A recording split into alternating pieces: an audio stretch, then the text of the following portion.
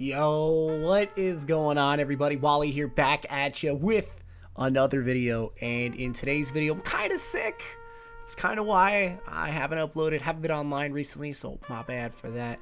But I want to give you guys a little bit of a PoE reveal, just sort of an impression video. I'm just going to put up some thoughts that I had when I watched that. Now, I didn't watch the other ones. I didn't watch the PvP or the Red Bull esports thing because I kind of want PvP to surprise me. But I am very curious on how PvE is going to be. And when you work with Planet Destiny and you're around guys that are always talking about Destiny, it's kind of hard to hide things from yourself in a way. But I want to be surprised because I want to enjoy the fuck out of Taken King. And it's not that I didn't enjoy Dark Below or House of Wolves. It's that the honeymoon period for Destiny is very much over for me.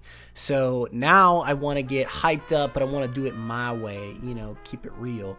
And not necessarily get on the hype train and be like, holy shit, this is the coolest stuff I've ever seen. But like, oh, when it comes out and I get on my hands on it, I'm like, yes. So, honest impressions of what I saw of Court of Oryx.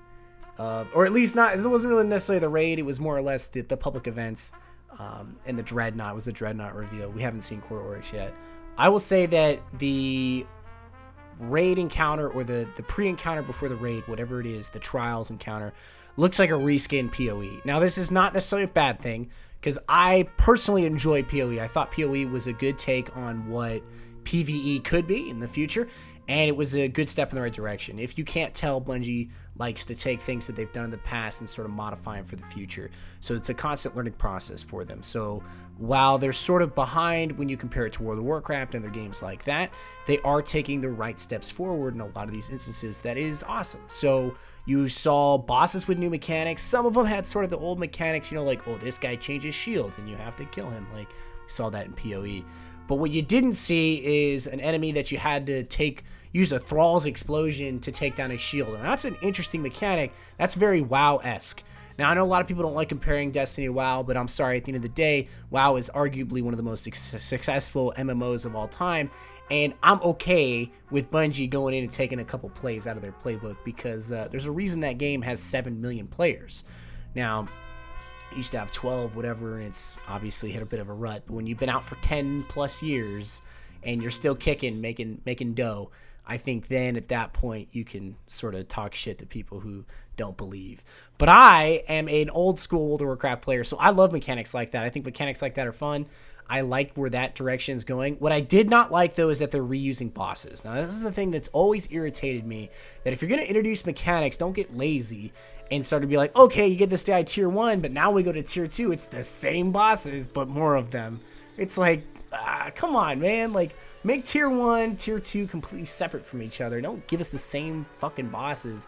Make it super interactive in the sense that, like, holy shit, like, have you fought Kujubilon at tier 3? And people be like, no, I haven't seen him yet because he's a tier 3 boss.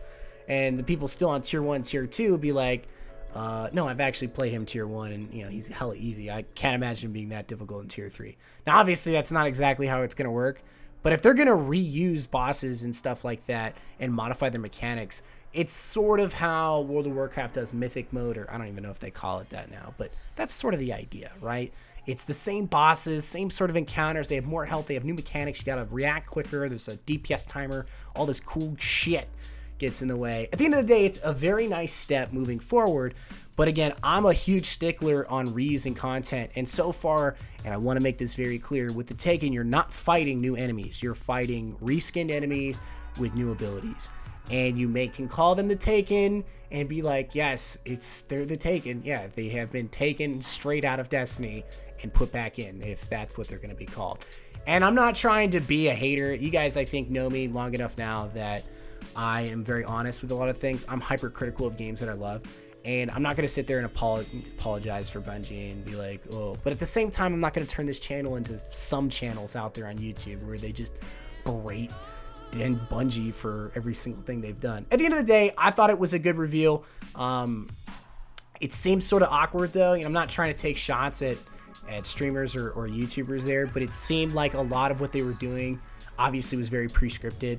I think they've learned from the days of Gothalion, of putting, you know, kind of unscripted dudes up there and what they can do. And no slight on Gothalion or Broman or anything like that, but I don't like that it's scripted as it is. I think that they should just kind of go in there, have like a set goal, and then experience it, but have like the end goal. So obviously they needed to show off those public events and how they needed to operate, because then if they just ran around the Dreadnaught all day, then everyone would be like, well, we don't see anything. I like the area. I think the aesthetics are very cool. It obviously fits the design of a hive.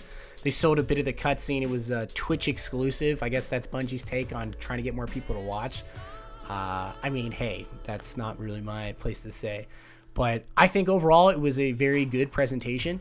I think that they have nailed down how to present things to the audience, and they've done it in a very good way to get you hyped up for it. But at the end of the day, you know, reusing bosses, same enemies, the same mechanics, sort of a reused atmosphere. We've already seen the hive atmosphere a couple times. Now, while the Dreadnaught being entirely new, it's still in the hive I guess sphere, and I guess there's only like really 4 themes when you really get down to it. You know, the Fallen, the Cabal, the Hive, and the Vex. They all have their themes. So when you get into those areas, they gotta fit that specific theme. So it's, I guess, hard to break away from that. So that's sort of the pro and con of that complaint, if you can even call it that. But at the end of the day, it was a very interesting way to present new mechanics to players, new ideas on how they want to move forward. The reward system sort of is pretty cool too. So like if you put towards the token, you get the rewards. Other guys get tokens. They don't necessarily get rewards. So it's sort of their way of saying like, oh, well, my name's Wally. You know, I have all these tokens hoarded up, but you guys don't have any. You know, Blentz and Poby, the main dudes that I play with, you guys don't have any because they fucking suck. Let's be honest. So I have to carry their asses through and get shit done. But then they get coins so that eventually they can go ahead and say, oh, hey, I've got a coin, we can pay you back. And now they get the reward and I get more coins. That's sort of how it goes forward. I think that them changing how loot works too, and we kind of showed this a little bit, that it's very interesting that blues are semi-valuable now. Instead of it just being like, oh, purple drop, purple drop, purple drop, it's all you want. You kind of want blues now. I'm very interested in how Taken King moves Destiny forward. But I will be honest with everyone that I am sort of out of the honeymoon phase. I'm going to be much more critical now. If you guys have come into the streams, there's been a couple times in the streams where people have asked me what I thought about this or that. And I've kind of been like an asshole, being like, yeah, I don't really care, dude. Like, I didn't watch it. But I did watch this one and I liked it. It was good. But I have complaints. We all do. But at the end of the day, I will see you guys later this week. I'm not doing a Thoughts for a Warlock this week. I just got back from PAX. I'm super sick. That's not really doing too great on viewership anyway. So I not necessarily like that cares, but it does matter in a little bit. But I am going to work on another lore video. I'm not going to do Skullus Part 2. I feel like it's wasted time now to do it, but I am going to do a Hive or a Oryx Hive theory video, Pantheon kind of theory video. That's going to be posted up on the PD channel. I'm going to work on that before Taken King comes out, probably the day before Taken King comes out, just to build hype. But expect that. But that is it for me, guys. I love you all very much. I hope you guys have had a great week. I love you guys a lot. I'll see you guys all later. Peace.